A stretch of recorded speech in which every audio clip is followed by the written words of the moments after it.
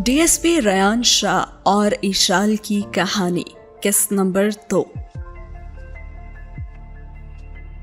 Ryan और इशाल बढ़ रहे हैं हवेली की तरफ, जहां पे मुंतजिर हैं आगा जान उनके। अस्सलामुअलैकुम। रयान सबको सलाम करते हुए दाखिल हुआ। वालेकुम अस्सलाम। आ गई याद हमारी बरखुरदार? आगा जान खड़े होते हुए बोले। जी अब भी मुश्किल से ही आया हूँ आगा जान, आप तो जानती हैं कि बहुत ज़्यादा मसरूफियत रहती है। रयान उनसे गले मिलते हुए बोला। हाँ नज़र आ तो रही है तुम्हारी मसरूफियत। आगा जान ने इशाल को सर तब पा देखते हुए रयान से कहा।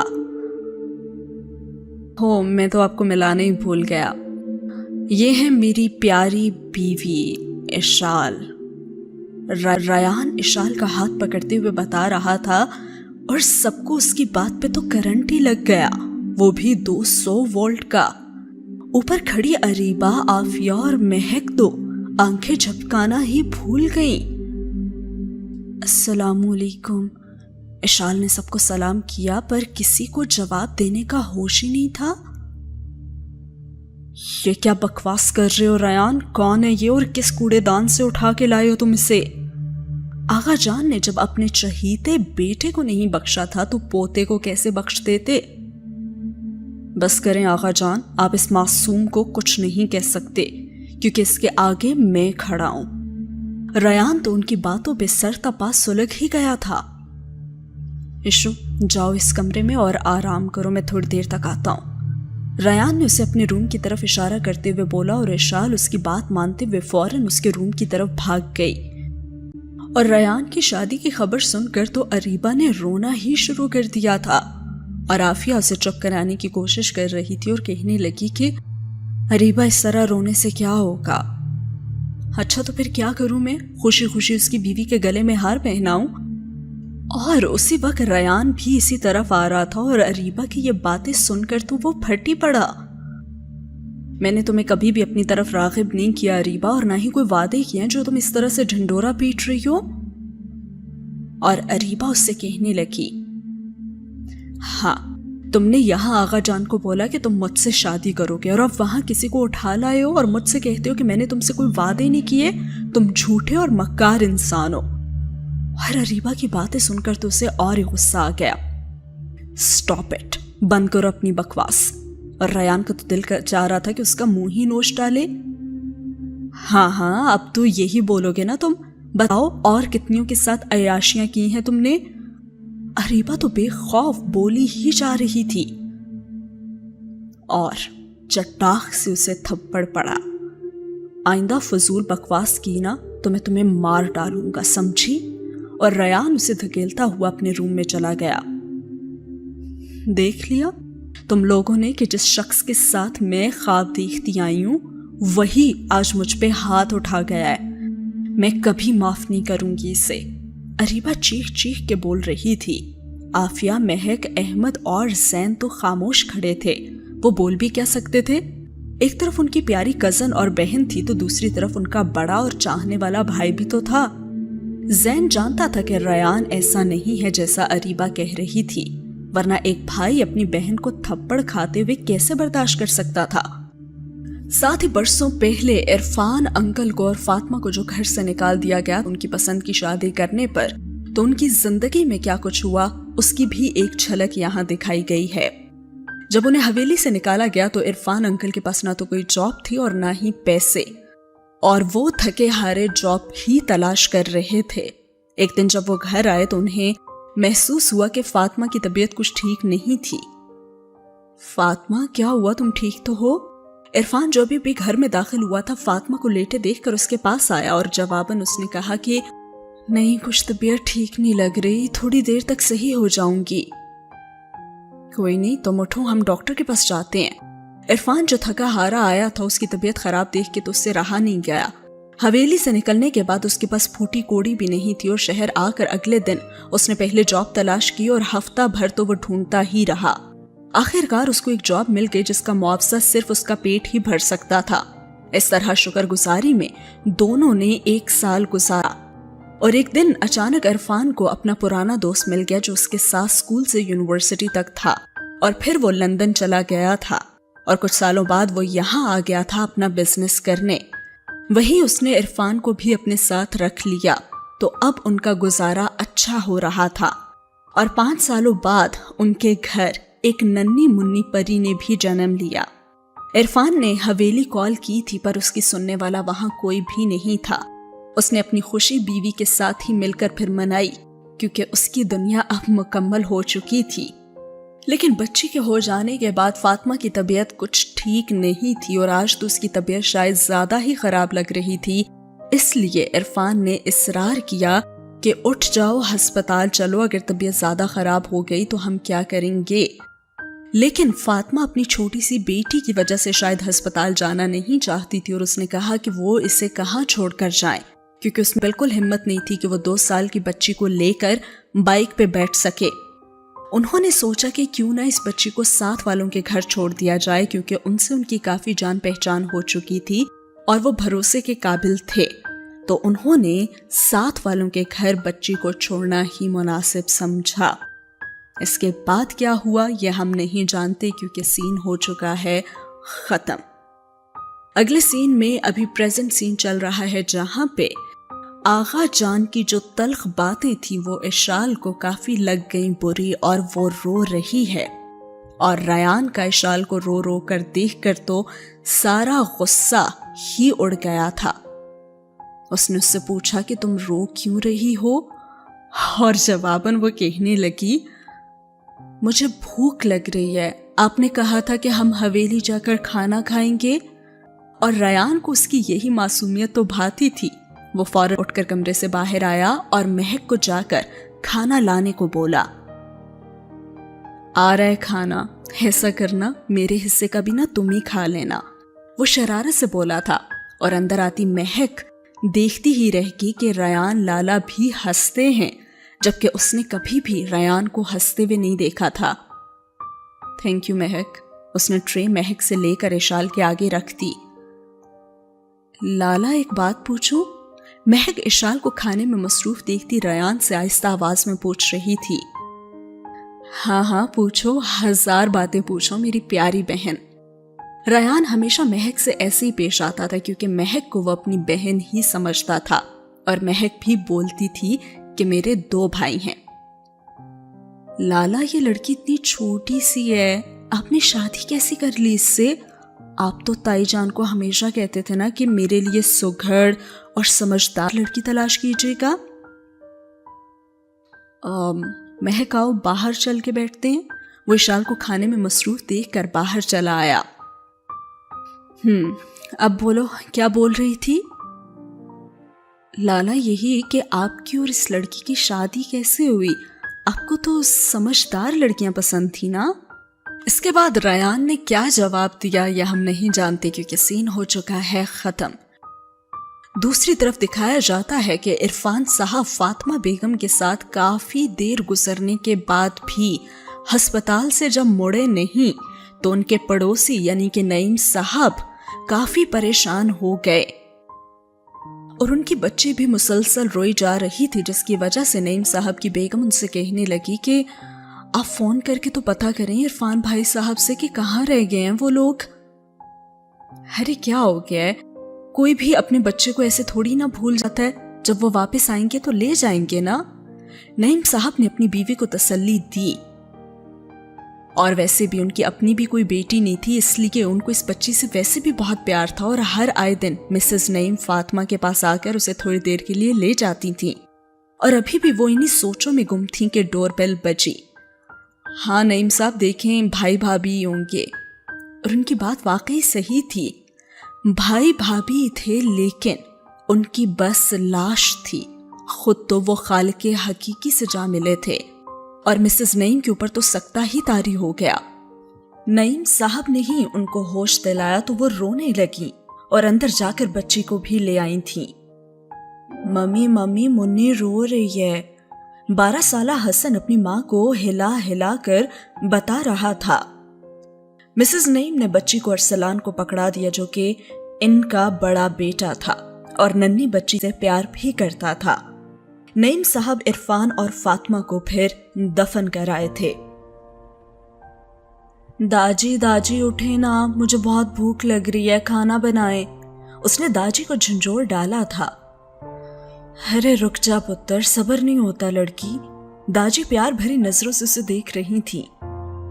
داجی آپ کو پتہ ہے ٹیچر نے مجھے نا سٹار دیا ہے، بہت بڑے والا۔ وہ خوشی خوشی اپنے سارے کارنامے داجی کو سنا رہی تھی اور وہ سنتی گئی۔ ان کو اس سے بہت پیار تھا۔ ان کی کوئی اولاد نہیں تھی اور یہ بچی تو ان کو 5 سال پہلے ملی تھی جب وہ نعیم صاحب کے بچوں کو قرآن پڑھاتی تھی۔ تب انہوں نے اس بچی کو دیکھا تھا اور مسز نعیم جو کہ کینسر کی مریضہ تھی، انہوں نے داجی کو اپنے ساتھ بچی لے جانے کی اجازت دے دی تھی کیونکہ ان کو اپنی زندگی کا کوئی بھروسہ نہیں تھا۔ اس کے بعد سے وہ داجی کے ساتھ ان کے گاؤں میں ہی رہتی تھی۔ داجی جلدی کرے نا، پھر میں نے کھیلنے بھی تو جانا ہے۔ اور وہ چیخی تو داجی ماضی سے واپس حال میں آ گئی۔ یہ دیکھ، میں نے اپنی بیٹی کی پسند کے آلو کے پراٹھے بنائے ہیں، داجی اپنے اور اس کے لیے پلیٹ میں ڈال کر لے آئی تھیں۔ بس داجی بہت کھا لیا نا، اب میں جا رہی ہوں کھیلنے، وہ ہاتھ دھوتے ہوئے بولی۔ اوکے، اللہ حافظ داجی۔ السلام علیکم داجی۔ ارسلان اور حسن داجی کے پاس آئے تھے اور داجی تو حیران ہو گئی تھیں۔ وعلیکم السلام، بیٹھو پتروں، آرام سے بیٹھو۔ داجی میں نا حسن کو آپ کے پاس اس لیے لایا ہوں کہ یہ آپ سے قرآن پڑھنا سیکھے اور نمازوں کا بھی پابند بنے۔ ماشاءاللہ بیٹا، اللہ جسے چاہے ہدایت دیتا ہے، میں تو ضرور اپنے پتر کو پڑھاؤں گی۔ داجی تو خوش ہو گئی تھیں۔ جی تو بس ٹھیک ہے، میں روز ڈرائیور کے ساتھ نا اسے بھیج دیا کروں گا اسی وقت، ٹھیک ہے داجی؟ ہاں ہاں بیٹا، جب چاہے آ جانا۔ داجی گیٹ کی طرف دیکھتے ہوئے بولی تھی جہاں سے روتی روتی ہوئی بچی اندر آئی تھی۔ داجی داجی وہ بہت گندے بچے ہیں، میرے کو مارتے ہیں۔ اور حسن جو وہاں پہ کھڑا تھا اسے اب بھی وہ چھوٹی منی یاد تھی اور وہ کہنے لگا، منی، ارے بھائی دیکھے نا، منی مل گئی۔ اور حسن بےتابی سے اپنے بھائی کو بول رہا تھا اور ارسلان خاموش بیٹھا تھا کیونکہ وہ حسن کا پیار اور محبت نہیں بھولا تھا جو اس نے منی کو دیا تھا۔ منی، تم نے مجھے پہچانا؟ حسن اس کے پاس آ کر اس سے پوچھ رہا تھا اور وہ نفی میں سر ہلا گئی۔ ارے حسن، یہ کیسے پہچانے گی تمہیں؟ یہ تو اس وقت صرف 2 سال کی بچی تھی نا۔ ارسلان حسن کو بتا رہا تھا اور اسے یاد آ گیا کہ وہ تو چھوٹی سی تھی، وہ کیسے اسے پہچان لیتی؟ اور سین ہوا ختم۔ اس دن کے بعد سے منی روز اس لڑکے کو اپنے گھر آتے جاتے دیکھتی رہتی تھی اور آہستہ آہستہ دونوں کی دوستی بھی ہو گئی تھی۔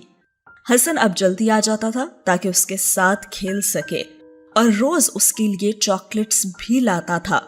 اور اب تو وہ چاکلیٹس کی اتنی عادی ہو چکی تھی کہ ایک دن حسن نہیں آیا اور نہ ہی چاکلیٹ آئی تو ساری رات اس نے رو رو کے گزاری، اور پھر جب صبح اٹھی تو اسے بخار بھی ہو چکا تھا۔ ارے میرے بچے کو کیا ہو گیا؟ داجی اس کے لیے سوپ لے کر آئی تھی۔ داجی، حسن بھیا کیا آج بھی نہیں آئیں گے؟ وہ روتے ہوئے پوچھ رہی تھی۔ آ جائے گا نا وہ میری گڑیا، اگر ٹھیک نہیں ہوگی نا تو چاکلیٹ بھی نہیں ملے گی۔ چلو اب جلدی سے نا سوپ پی لو اور پھر تیار ہو جانا۔ وہ اس کا ماتھا چوم رہی تھیں۔ اس نے جلدی جلدی سوپ ختم کیا اور تیار ہو کر بیٹھ گئی۔ آخرکار 4 بج گئے اور پھر حسن بھی آ گیا اور اس نے فوراً کہا، حسن بھیا میں آپ سے ناراض ہوں، آپ کل نہیں آئے نا؟ آپ کو پتہ ہے میں سارا دن روتی رہی ہوں۔ وہ ایسے بتا رہی تھی جیسے کوئی کارنامہ سر انجام دیا اس نے۔ اچھا، یہ لو میری منی کی یہ رہی ڈھیر ساری چاکلیٹس۔ اور وہ اسے پکڑتے ہوئے بولا اور اس کے ہاتھ کی حدت سے ہی اس کو پتا چل گیا کہ اس کو بہت تیز بخار ہے۔ یار اس کو تو بہت تیز بخار ہے، کیا کریں؟ حسن اب اپنے دوست سے پوچھ رہا تھا جو اس کے ساتھ ہی آیا تھا داجی سے ملنے۔ اس کی داجی کہاں ہے؟ حسن کا دوست اس سے پوچھ رہا تھا۔ مجھے کیا پتا، میں تو خود تیرے ساتھ ہی آیا ہوں نا۔ اور وہ اس کو بتانے کے ساتھ ہی منی کی طرف مڑا۔ منی، تمہیں پتا ہے کہ داجی کہاں ہے؟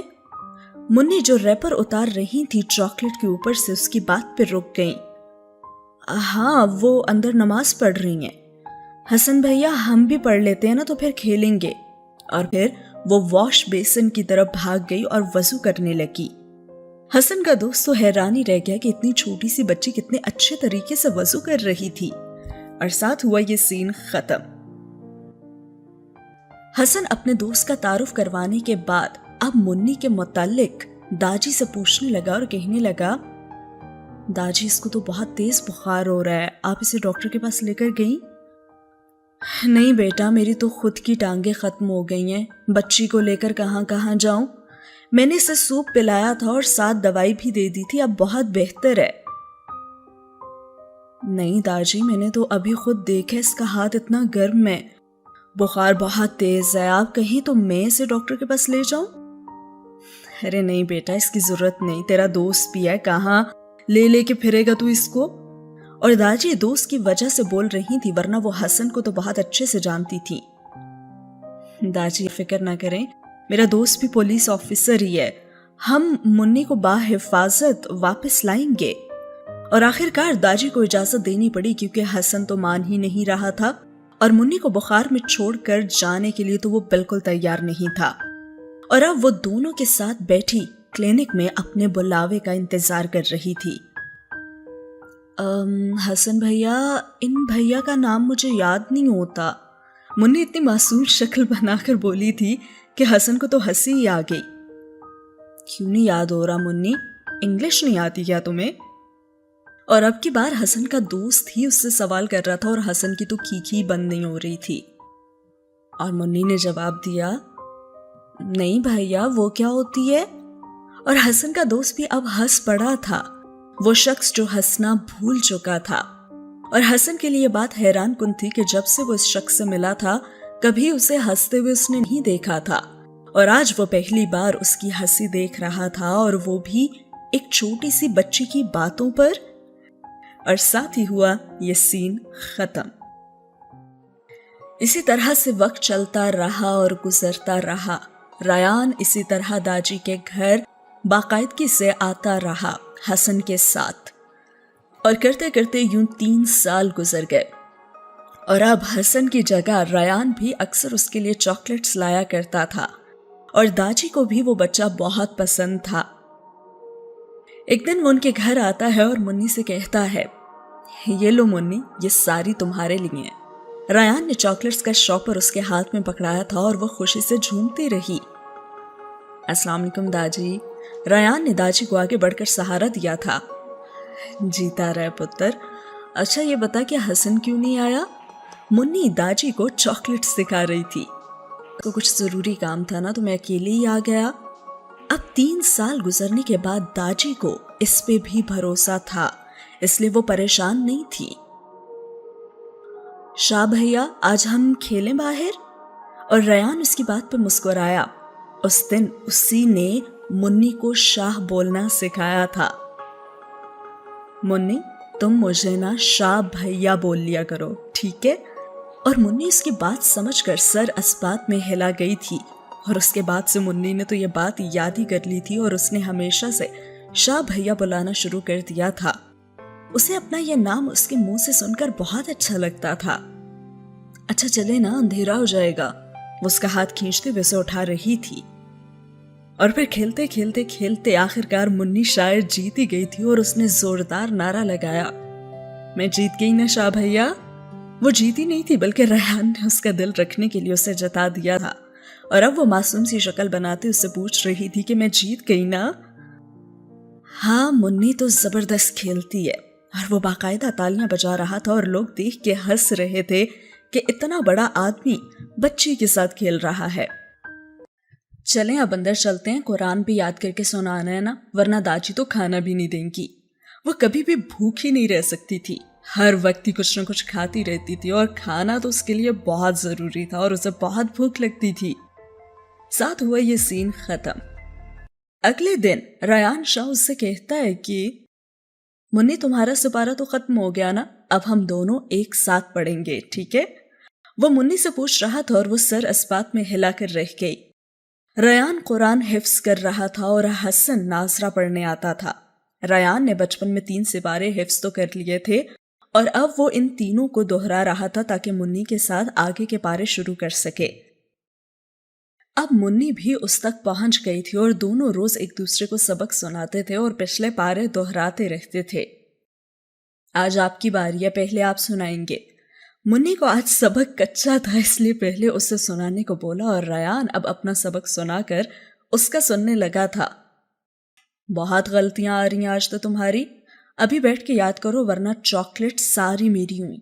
اور منی کی شکل رونے والی ہو گئی تھی، پر اس کے ساتھ ایسا کرنا ضروری تھا ورنہ وہ سبق ہی یاد نہ کرتی. اچھا اب سنے نا، میں پکا یاد کر چکی ہوں، اب کی باری نا کوئی غلطی نہیں آئے گی. تبھی داجی نے بھی ریان کو پکارا.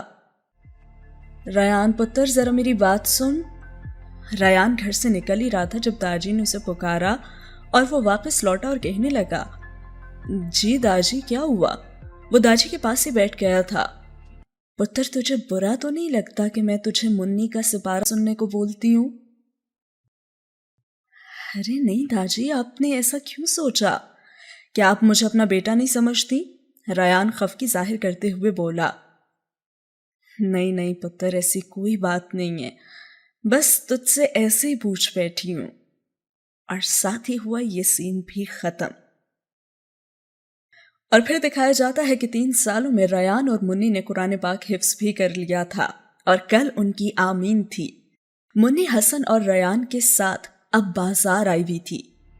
تبھی ریان اسے ایک پنک فراک دکھا رہا تھا اور کہنے لگا، یہ دیکھو منی کتنا پیارا ہے نا یہ. نہیں میرے کو نا دلہن جیسے کپڑے چاہیے جو نینی آپی نے پہنے ہوئے تھے. وہ اپنے ساتھ گھر والی لڑکی کی شادی کے جوڑے کا ذکر کر رہی تھی. اچھا وہ بھی لے لینا، لیکن ایک یہ لے لو نا میری پسند کا. آخرکار مشکل سے وہ مان گئی اور وہ بھی اس وعدے پر کہ اسے دلہن والے کپڑے بھی وہ لے کر دیں گے. شاہ بھیا، حسن بھیا، یہ دیکھیں دلہن والے کپڑے. وہ اچھل کر ان کو بتا رہی تھی اور ان دونوں کی تو کھیکھی شروع ہو چکی تھی. منی یہ بہت بڑا ہے، آپ کو تو پورا بھی نہیں آئے گا. نہیں نا، مجھے یہی چاہیے ورنہ میں آپ دونوں والی فراک نہیں پہنوں گی. اور اب تو وہ ضد پر ہی اتر آئی تھی. آخرکار ایک جگہ سے دلہن والا جوڑا ان لوگوں کو مل ہی گیا جو تب بھی منی کو بڑا ہی ہو رہا تھا، پر اس نے ضد کر کے آمین میں وہی پہنا تھا. چلو بھائی، منی تو دلہن بن گئی، اب دلہا کہاں سے لائیں گے؟ ریان نے کہا تو حسن تو ہنس کے اس کا برا ہی حال ہو چکا تھا. اور جواباً کیا بچکانا جواب اس نے دیا اور کہا، آپ دونوں ہیں نا؟ اور وہ چہک کر بول رہی تھی، دونوں نہیں، ہم میں سے ایک بتاؤ. اب کہ حسن بامشکل ہنسی رو کے سوال کر رہا تھا. اس نے ریان کی طرف اشارہ کیا اور کہنے لگی، کیونکہ آپ زیادہ پیارے ہیں. اور منی منہ چڑھاتے ہوئے بولی اور ریان کا کہکہا سب سے اونچا تھا. اور حسن تو ناراض ہی ہو گیا اور کہنے لگا، میں نہیں بولتا تم سے منی، نہ اب میں تمہیں چاکلیٹس لا کر دوں گا. اور حسن خفگی دکھاتے ہوئے بولا، ہاں تو کوئی بات نہیں نا، میں دے دوں گا ایشو کو چاکلیٹس، ٹھیک ہے نا ایشو؟ ریان اب اسے ایشو بولتا تھا کیونکہ وہ اسے شاہ بھیا بولتی جو اسے کوئی نہیں کہتا تھا، اور ایشال کو بھی تو کوئی ایشو نہیں کہتا تھا، تو اس نے بھی اسے ایشو کہنا شروع کر دیا. اور ایشال کو بھی اپنا یہ والا نام بہت پسند آیا تھا. خیر ایشال کسی ایشو سے کم بھی نہیں ہے، اگر دیکھا جائے تو بیچاری کی زندگی میں ایشوز ہیں، اور جس کی زندگی میں وہ جاتی ہے اس کی زندگی میں بھی ایشوز ہوتے ہیں. اور ویسے ریئل لائف میں کہاں ہوتا ہے بھائی، بہت ہی امیجنری کچھ سٹوری دکھائی جا رہی ہے یہاں پہ. خیر بڑھتے ہیں ناول کی طرف. اور ایشال نے بڑی معصومیت سے جواب دیا تھا کہ ٹھیک ہے، اور اس کے اس انداز پہ ریان کو بہت پیار آیا تھا. اچھا چلو اب جلدی سے باہر چلتے ہیں، داجی اکیلی ہیں. حسن منی کا ہاتھ پکڑے ہوئے باہر نکلا تو وہ بھی اس کے پیچھے چل دیا. اور باہر کے سارے انتظامات حسن اور ریان نے ہی کیے تھے، اور مائک بھی لگوایا تھا، ان تینوں نے مل کر نعتیں بھی پڑھی تھیں. ایشال اور ریان نے قرآن کی تلاوت بھی کی تھی، اور گاؤں کے لوگ تو حیران ہو رہے تھے کہ اتنے بڑے لڑکے نے اب قرآن پاک حفظ کیا تھا. لیکن ریان کو کوئی شرمندگی نہیں ہوئی تھی. اور کیوں ہوتی کوئی شرمندگی؟ قرآن پاک تو اللہ کی کتاب ہے جو 80 سال کا مرد بھی حفظ کر سکتا ہے، اور اللہ جب چاہے جس کو چاہے ہدایت دے سکتا ہے. اسے بھی اللہ کی طرف سے ہدایت ملی تھی، تو کیوں وہ شرمندہ ہوتا، بلکہ سب کو فخر سے بتا رہا تھا کہ میں نے اس بچی کے ساتھ قرآن پاک حفظ کیا ہے. اور سین ہوا ختم. अब आते हैं प्रेजेंट सीन्स की तरफ, जहां पे उसका निकाह हो चुका है रयान से। और आफिया जो उसे लाला रयान कहती थी, उसने उससे सवाल पूछा था कि भाई आपको तो मैच्योर लड़कियां पसंद थी ना, तो इतनी छोटी बच्ची से। यहाँ पे पूरी हिस्ट्री दिखाई गई है कि पहला इंटरेक्शन उनका कब, कहाँ और कैसे हुआ था और किस तरह से ये बात यहाँ तक पहुंची। और अब यही सब कुछ वो आफिया को बता रहा था। मैंने उसको पहली दफा वजू करते हुए देखा था। वो 8 साल की बच्ची इतने अच्छे तरीके से वजू कर रही थी कि मैं तो शर्मिंदा ही हो गया। फिर मैंने उसके साथ मिलकर कुरान भी हिफ्ज किया था। तुम लोग जानते हो कि मैं चाचू के जाने के बाद कभी मुस्कुराया नहीं था, लेकिन उस बच्ची ने मुझे हंसना सिखा दिया था। और आज मैं हंसता हूं तो सिर्फ उसी की वजह से जो अंदर बैठी हुई है। महक, आफिया, अहमद और ज़ैन खामोशी से बस उसको सुन रहे थे और खुश हो रहे थे कि हमारा भाई भी अब हंसना सीख गया है। अच्छा तो लाला, आपने बताया नहीं कि आपकी शादी कैसे हुई? महक को जो सवाल चुप रहा था, आखिर जुबान पे वो ले ही आई। हमारी शादी नहीं, निकाह हुआ है। दादी बहुत बीमार थी और उन्हीं का ये फैसला था, और मैं कैसे उनकी बात ना मानता। उनकी वजह से मैं आज अल्लाह के सामने खड़े रहने के काबिल हुआ हूं। आगा जान, जिनके हर फैसलों को मैं मानता आया, तो उस औरत को कैसे मैं मना कर सकता था जिसने मेरी आखिरत सुधार दी है। और रयान की आंखों में दादी के जिक्र से ही नमी उतर रही थी। और साथ हुआ ये सीन खत्म। इसी के साथ आज के एपिसोड को भी करते हैं खत्म। कैसी लगी आज की एपिसोड? कमेंट सेक्शन में अपना फीडबैक जरूर दिया करें। कोई भी अच्छी बात लगी हो, जो भी आपके दिमाग में हो, कमेंट सेक्शन में जरूर बताया करें, ताकि मुझे भी पता लगे कि आपको ये चीज पसंद आ रही है या मैं इसे कंटिन्यू रखूं या फिर नहीं। और वीडियो अच्छी लगी हो तो लाइक करना हरगिज़ ना भूलेगा, और अपने दोस्तों के साथ शेयर करना भी जिन्हें इस तरह की स्टोरीज पसंद हैं। अगले एपिसोड में हम लोग जानेंगे कि उनका निकाह किस सूरत हाल में हुआ था, क्या हालात उस वक्त और क्या कुछ हुआ था। मिलते हैं अगले एपिसोड में। अल्लाह हाफिज।